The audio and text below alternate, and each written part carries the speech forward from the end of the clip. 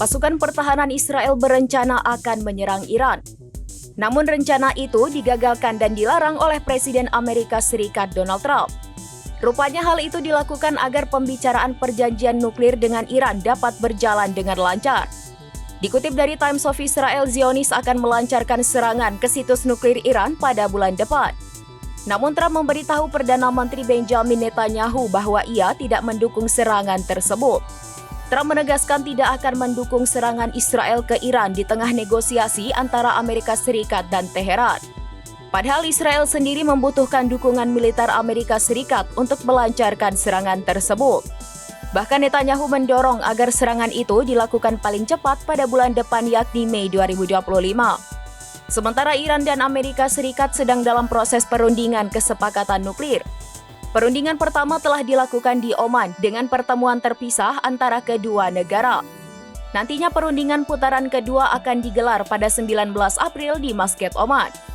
Meskipun sebelumnya sempat muncul pernyataan bahwa lokasi perundingan akan dipindahkan ke Roma, Italia.